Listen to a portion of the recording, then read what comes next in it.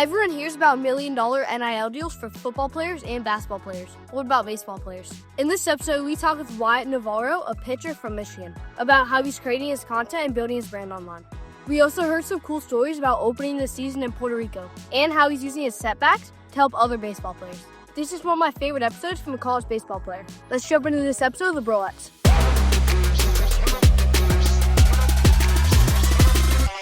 This week's episode is presented by RT Shades. There's a sunglass brand I started with my dad to help athletes block out distractions. And right now you can get 2 pairs for $49 at rtshades.com. Thanks for supporting this podcast. Now head to rtshades.com. What's up with all the Michigan guys creating content? Reddy Sharp over at Michigan State, Bryson Webb at Central Michigan, and you at Michigan. That's a great question. I think it's more coincidental than anything, but honestly, I think the person I saw first was probably Bryson on my own TikTok, and then I think guys kind of just started to pick it up from there. People definitely realize like the NIL impact that it might have and things like that. So I think that's probably part of it as well. But it is definitely a fun coincidence that we got some Michigan guys doing this stuff now. So what was it like opening up the season in Puerto Rico? That was sweet. That was a far different experience. So we actually, cool little side story. We went to the Dominican Republic this fall.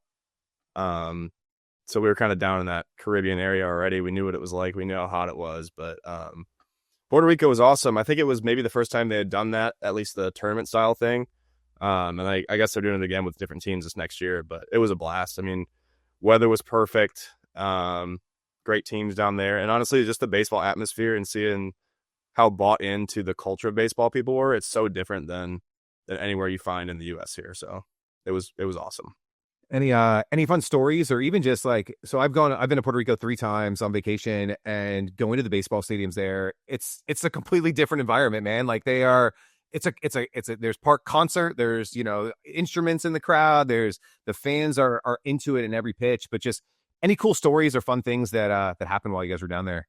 I think it was like more than anything, I have like so many little small like micro stories about like little moments of like just the culture down there. I think the best guys to look at are like a Javi Baez or like Lindor with the Mets. It's like that kind of like, they're always blasting music. It's always like super upbeat. There's kids running around all the time. Like it's such a cool place to be. And you can see how much baseball and the actual culture of the island kind of come together. They kind of live simultaneously between those two things, and the fact that baseball means so much there is pretty unique, I think. We're filming this in summer. Season just ended. We're both wearing Omaha shirts last week. We were just out College World Series. Didn't end up there for you guys this year, but like talk to us a little bit about your summer. You were just telling us like kind of going through some injury bug, like just training, getting ready for season. But what's summer look like for you? Yeah, so once our season ended, we lost in the Big Ten tournament. I headed out to Traverse City pretty quick in the Northwoods League. Was there for a little over a week, got to throw once, and just kind of was being bugged by some injury stuff. So back home now, training, getting the MRI here on my elbow soon. So hoping nothing too bad. But at the end of the day, the summer is a good time anyway to kind of take a step back and reset. So whatever that might be, whether that's, if guys haven't played a lot, maybe go get some innings or get ABs or whatever it is. Or for some guys who have played a lot, kind of just chill out for a while. And then myself, like it'd be nice to definitely get innings, but at the same time, just to get the body right, and been in the weight room a lot, trying to kind of, build the house, as they say. So that's a big part of it. Right before like you shut yourself down for the summer, like how do you go about choosing a summer team? For you, is it just like proximity, right? Like it's kind of right there. Other opportunities, like how do you choose what you're going to end up doing over the summer? And then also like, how do you work with your coaches? We actually just had another pitcher we were talking to, Austin Lip, whose coach said, hey, don't go play summer ball, just lift and get stronger. So like, how did you kind of think about, again, arm not feeling great, think about how you choose what you're going to do over the summer? Each program has a different view for what they want their kids to do, whether that's go get stronger, just get in the weight room, go eat a bunch of food. But a lot of the time it is more unique to the individual as well. So like our Friday guy this past year, Kurt Barr, he probably threw 70, 80 innings for us this year or something like that. And he threw the same thing last summer. Like he's barely played any sense of summer ball at all, because his whole thing is like, he's not the biggest kid. So like, go eat food, like go put on weight, get stronger, and give your arm a break. But a lot of the guys for us who don't end up throwing a lot or just kind of feel like they need more time to just compete and get out there, they're in a good shape in terms of competitive physically.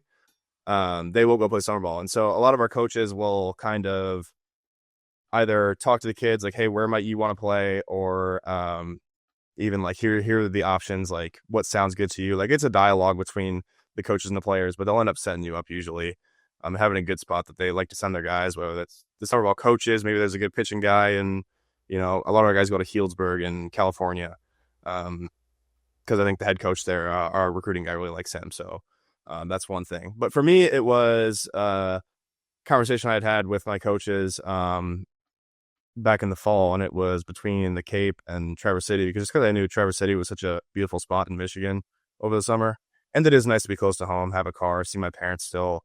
So that ended up being a great spot, I think. Obviously for the time that I was there, but a little bittersweet end to it for sure. So how did you end up at Michigan? What was your recruitment process like? So I live about 20 minutes away from Ann Arbor, in a little town called Dexter, Michigan, kind of an up-and-coming suburb of Ann Arbor, basically. But I always wanted to play at Michigan. I always played pretty locally. It was never really until I was about 16, I think my sophomore year, where I started I was a left-handed pitcher. That's kind of the hot ticket. Everybody wants left-handed pitching, and you can never really have enough, is what most coaches will tell you. But I was probably 86, 88-ish my sophomore year. And so just pumping those numbers, I didn't have to pitch well. I didn't have to do anything outside of just throw the ball hard and show that I had the ability to do what I need to at the next level. And so that sparked a lot of conversation with coaches throughout the next year or so after I had first kind of showcased that in the winter. I ended up playing over the summer quite a bit, and then going to the PBR Future Games down in Georgia. And that's where there were probably 200 coaches at that event. It was pretty crazy to see as a high school kid. And I ended up getting a bunch of offers out of that. And as soon as Michigan came knocking, it was like, yeah, that's it. Like I committed that night to Coach Bakich, who's at Clemson now, but loved him, loved the staff. And it was just kind of like a dream come true at the time, at least. And, the coaching staff switched around, but ended up sticking on with Coach Smith and the guys now. So I love it here. So, cannot complain at all about that. That's super cool. Homegrown and stayed at home. And, I'm sure you grew up with the blue and yellow. And so to put it on yourself is kind of cool. Yep, definitely. All right, let's talk about your content. Why'd you start documenting your baseball experience? So it ended up being kind of a just for fun thing. Like you guys mentioned to me off camera a few minutes ago, like had a phone, had TikTok, like kind of knew how to do it. I had done a similar thing on YouTube. I think I still have some YouTube videos out there from when I was 16 or 17. Probably not even logged into the account anymore, but just kind of like vlogging the experience, because it is a unique thing that people kind of want to hear about. Like, what are you doing in your day-to-day life as a college athlete? What are you eating? What are you doing for training? What does practice look like? Things like that. So it's like, I definitely haven't gone into the deep end yet with how much content I'm putting out there. But I think the big thing right now is just being consistent with what I'm doing and creating more ideas as we go. But like, it was really just a for fun thing. And we ended up bringing in a NIL agency kind of thing. They started out in North Carolina. They're called Article 41. But with baseball not being the biggest like revenue sport, especially at Michigan, it's not like this sport of focus. We have football, basketball, hockey. And then with Title IX, there's women's basketball, volleyball, tennis, things like that. So we're pretty low on the totem pole in terms of focus financially, whether that's NIL or now the revenue sharing piece of that. And so being able to kind of brand and market yourself and even like your team and your teammates, like creating my own brand, creating the brand of what Michigan baseball is, will allow like outside deals and things like that to come in. But I'm not also too worried about the NIL thing. It's kind of just fun at the end of the day. So I'm loving doing it. It's been a blast. So definitely going to keep going. I think there's some unique things about where you're at. I think you're exactly right. Is like people want to know, like, what does a D1 athlete do? Right. And there's so many, kids his age, high school kids, they're like, what is it like? Right. And I think showing that perspective too is, you're going to look back in 15, 20 years and be able to show your kids, your wife, whoever it is, like, hey, this is, I could actually pump in college, man. Like, because, I try to tell him stories and he's like, you just, sure, dad, and so I think there's that document process. And I think you've got something interesting now too, is like documenting the process of like battling back, right, from injury or setback, and to give people hope and inspiration. And maybe that's not why you do it, but I think there's almost like a butterfly effect of like, hey, going in for the MRI and getting the results. And like a lot of people show the highlights, but the lowlights of like you bouncing back, there might be something. And I don't know how much you've thought about that, but to me, like there's something really cool in that, because there's some kid that's going to see that and you're going to give him hope that, dude, if Wyatt can do it and he's at Michigan and he's like, man, I can do it too. Yeah, it is definitely, even outside of the like injury piece and all that one piece of the content thing, it's like anything I put out there can reach so many different audiences just being in the position that I am. It's not like wearing this logo on my chest, you know what I mean? And saying I play for Michigan baseball suddenly gives power to what I'm saying to other people, whether that's, if there's like 2,000 views on a video, like those 2,000 people are going to take something out of that and say like, maybe this group of people as a young kid looking to play college baseball, like what does it take? What do I need to do day to day? And then sometimes it's just like, oh, like what does it look like, that experience? Like I'm curious in that. Sometimes it's family. Sometimes it's like I feel like there's so many different audiences and so many different pathways. It's like you said, it's a butterfly effect, and it's so cool how like when people start to interact and engage in your comments or like send you DMs and things like that, like seeing all those things and seeing what people have to say, and then it's a dialogue between the two of you. So I think just connecting people is the coolest part of what this is in terms of content. You've got a really cool day in the life format. Tell us about how you go from filming to posting those. It's a super, super simple process. I quite literally just like keep my phone on me throughout the day. It's like, all right, what am I doing? What seems interesting that I'm doing? Okay, I'm making breakfast. Let's get a little clip of that. Let's get a clip of me going into train. Like, I've shied away from doing that like during practice or during lift or things like that, just to kind of keep baseball and training outside of my own individual stuff. So like when we're doing team stuff, I'm not taking video necessarily, but bits and pieces of my day, being able to pull that, and then I can timestamp those things. It is editing literally through TikTok. Occasionally I'll use like the app CapCut, but outside of that, it's super simple. Throw a little music to it and put it out there. And if people see it, they see it. And if they don't, well, it was a cool video that I created. So the cool news is we were talking off camera is like, that's the answer I was almost hoping you would say, is like, dude, I just pull out my phone and while I'm in class, I get a quick snippet of my laptop and the teacher when we're eating breakfast. Like I think a lot of younger athletes may be complicated. They think they need some fancy gear or fancy camera, stuff like that. And for you, it just sounds like, dude, let me just document kind of what I'm going through. The other thing that's interesting about that format is you don't necessarily have to come up with the craziest idea or a viral hook, or like the hook is that you're a D1 athlete, right? Like that's kind of the hook of the video. So it actually simplifies the process for you. So like you don't have to be staying up all night like an Austin Schultz and like thinking of the craziest skit that you're gonna post, right? Yeah, and he's so I'd heard of him through, I'd seen him on TikTok all the time, but I heard of him through the same agency that I work with in terms of baseball, actually, BPA. But apparently my advisor was like working with him when he was a college guy at, I think, Kentucky, right? Was where he was. The cool thing about like his experience, not that I know him personally, but it's like you can start where I'm at with like, just your phone and some non-fancy editor or even just in TikTok or whatever it is. And then eventually, as you go, you develop into this more professional role, like what he's doing now, where he's coming up with these crazy ideas and has like professional filming content, like gear and things like that. So it's cool to see how that can become that down the road. What's it like creating content at a big school like Michigan?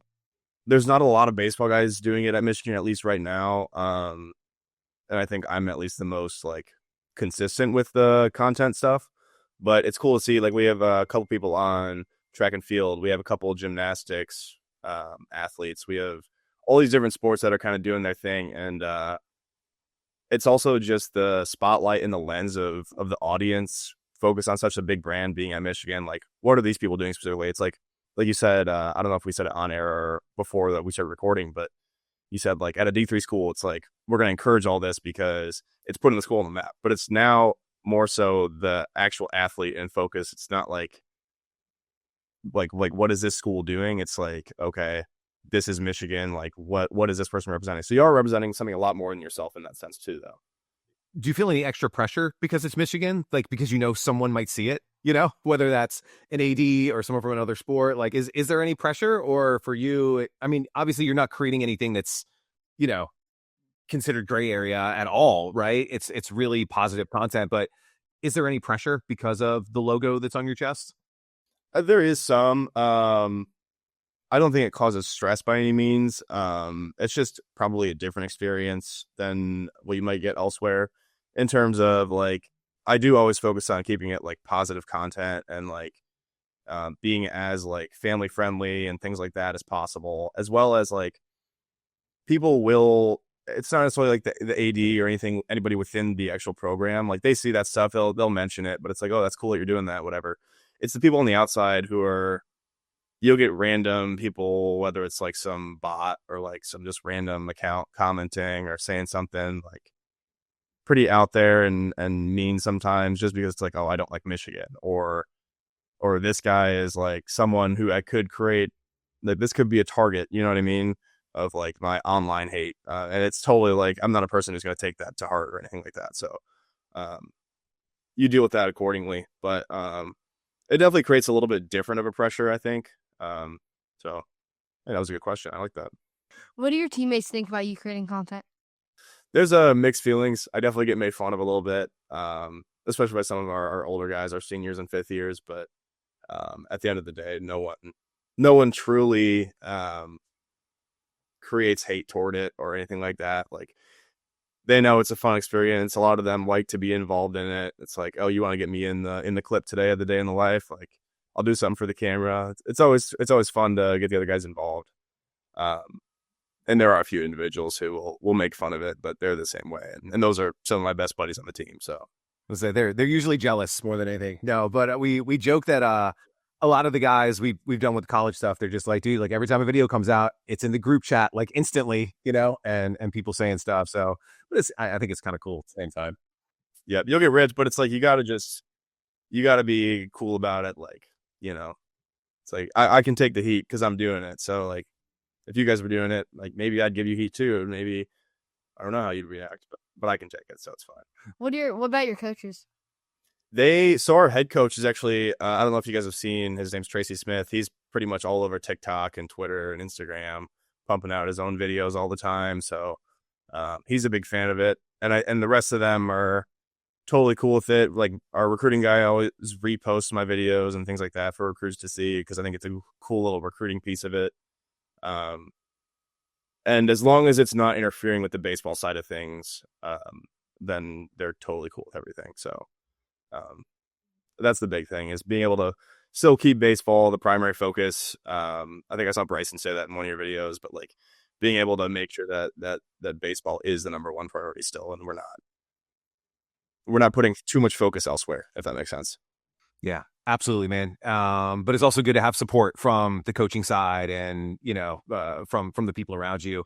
You mentioned earlier, you talked a little bit about an agency doing some NIL stuff. We saw within the last couple of days, the C4 videos coming out. Want to talk a little bit about that? Like maybe a little backstory, what you can share about how that came about, maybe what the NIL deal looks like. Was that a whole team thing? And was that just a you thing? And what was it like creating some content for them? So that ended up being it was through the agency, Article 41, that we work with, but we're individually signing on with them. It's not like necessarily a whole team deal. So like my coach is with them. So he and I were the two that did the C4 video from our program. And it's an individual thing for each of us.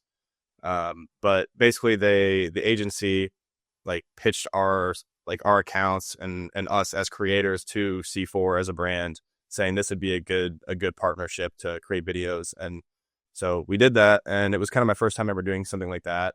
I thought it turned out okay. But I guess they liked it. So we're doing the second one on Friday, I think, a couple days from now. So how hard is it to create consistent content plus being a student and an athlete?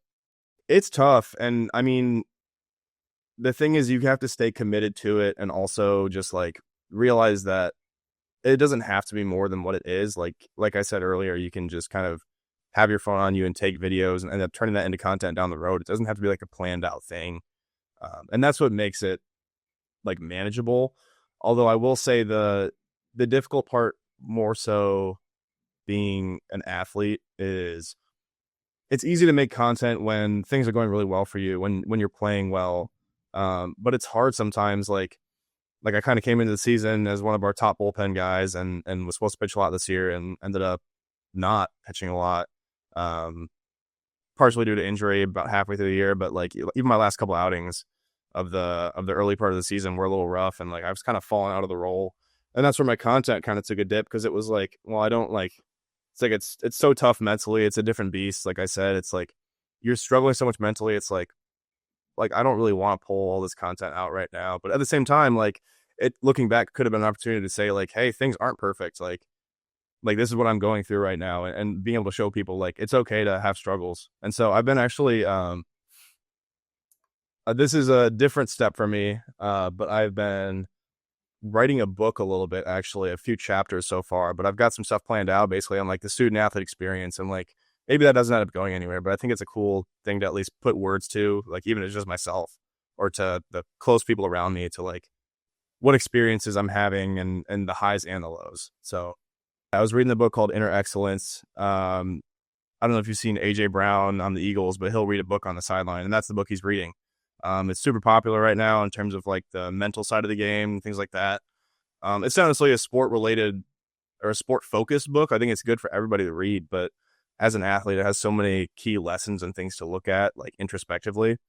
And so I was kind of going through like what's my journey been so far, kind of a little reflective thing, and like there've been a lot of lows. There've been highs too, but it's like as an athlete, like it is, you know, peaks and valleys. So being able to highlight those things and all the lessons that I've learned, I think is so cool to like, and maybe people don't want to read it, maybe that, but it's like being able to put those words on a page to me is super valuable just to even reflect on my own experience. So for myself, but I think in terms of content, even on like TikTok and things like that I would like to focus more on being able to focus more on the lows than just like the highs and all the positive moments. Cause it's like, it is a whole experience. It's not all like sunshine and rainbows.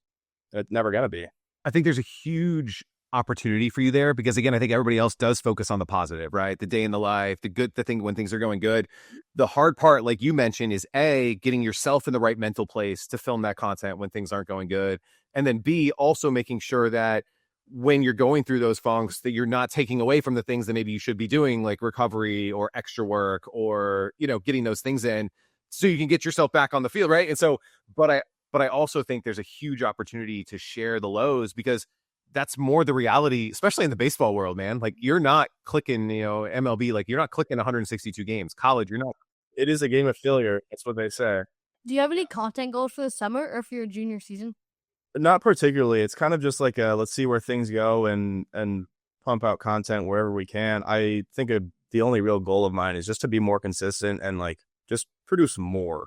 And I think I've been at a point where it's like I do one every couple days, and now it's like, hey, maybe we can do one every other day or soon every day, just depending on what's going on. And hopefully I can kind of like even create content beforehand where it's like if I have some drafts and I haven't posted in a while, then I can pull those out and post those and just kind of keep it going.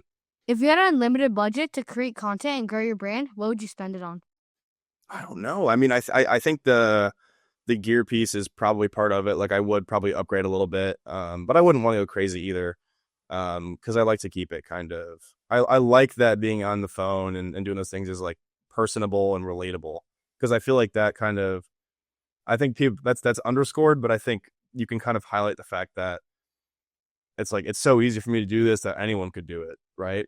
I honestly, that's a really interesting question that I don't know a good answer to, but. We joked in our he asked this question to everybody, and we joked that like everybody's had a different answer, right? And I think that's kind of the beauty of it is some people want a full-time videographer to walk around and capture film so they don't have to do it. Some want editors, some want to, you know, help other people, you know, and help other athletes. Like it's such a cool open-ended question. I want to end with this one before we get into rapid fire is that I'm sure you probably already had maybe maybe it's teammates, maybe it's younger people hitting you in the DMs who maybe want to get started, like, hey, how do I create content like this? Like, what is there any advice that you would give to them for somebody who might be looking to do kind of what you're doing? Yeah, I mean, as simple as it sounds, I mean, obviously I have the platform, I have the block M, the brand, so it's a little bit different. But like to any, like for example, like a high school kid, if I've had plenty, but would reach out to my DM. It's like, dude, like pick up your phone, go about your normal day, and just get videos from it, get pictures from it. Like focus on just what are you doing throughout the day? It's so simple as like, this is what I had for breakfast. This is what time I went to class today. These are the classes I took. This is what training looked like. It doesn't have to be so in depth. You don't have to get every single thing on video. I've ran through that problem of like, I've tried to take so many videos of like each different lift I'm doing during an individual lift, or like what my throwing looks like. But then it's like, you're kind of almost micromanaging at that point, but being able to just like simplify it and just like, you can do whatever you want with it. It doesn't have to be any sort of formula, but as soon as you start, then you start to see kind of your own vision for it. So it's just pick up your phone and start, you know? I love that advice. I think it's really strong, is that there is no rule book, right? Like if you love talking to the camera, talk to the camera. You want to, have the camera follow you on throughout the, like you get to do you. And I think that's the beautiful part of it. And I think you've done a great job of that so far. And I agree with what you said earlier. I think for whatever it's worth is just getting more consistent. I'd love to see more from you, right? Like, and I think it's the hardest thing to do, right? Is get consistent and do it, on a regular basis. But I think that's the next step in your own kind of progression here. I love that. We're going to jump into some rapid fire. We got something cool today. One of his teammates is over and he wanted to jump in. He's been asking to be in your videos for like months. And so he's finally here today. So through the magic of editing, I'm going to disappear and he's going to jump in. What's your favorite pregame meal? I'm going to go with either chicken and rice, or we do a really good like honey glazed salmon at home at Michigan. So that's my go-to. What's the coolest stadium or place you got to pitch in? Probably Globe Life Field. That's where the Texas Rangers play. I pitched against Arkansas there this year. That was a cool experience. What's your favorite song to warm up to? Am I allowed to not have one? I kind of just like to vibe with it. I am a big fan of like just kind of like reggae music, like a good vibe in general. That's been my kind of go-to the past year, like just good positive vibes. Coolest piece of Michigan gear? I would have to go with my glove. We get a new custom glove every year. I don't have it on me, unfortunately, but like it'll have the logo and your number on the thumb, and you get to do whatever you want with it. So that's my favorite. What's the best advice you got from a coach about baseball or life? You have to be able to separate baseball and the rest of your life. Like it's such a tough game mentally because there's so much of it based on failure. You have to be able to essentially like be able to flip a switch on and flip a switch off when you hit the field. Does that make sense? Mm-hmm. Yeah. What would make the 2026 season a success for you? For me personally, it would just be to stay healthy on the field and just be my biggest thing is I want to be a good leader on the team and be a good contributor. Obviously, I want to play a lot and play well. But as a team, win the Big Ten, go to Omaha.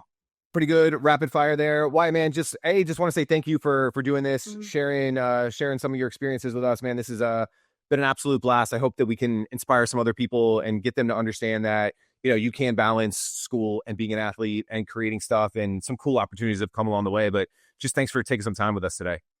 Absolutely. Yeah. I appreciate you guys for reaching out and getting me on here. It was a blast. Anything we can do for you? Anything? I mean, obviously when this book's done, you gotta let us know and we can tell everybody about it and share it out. Yeah, we'll see what you got on that. Might take me a little while. Writing is a lot harder. Writing consistently is pretty tough, but yeah, we'll see. I'll let you guys know. We'll be in touch. It's super hard, man. All right, man. We're going to link up all your socials. Make sure everybody goes in and follows what you're doing. And dude, I hope that you get back on the field and you have an amazing 2026 season and represent for those Michigan boys.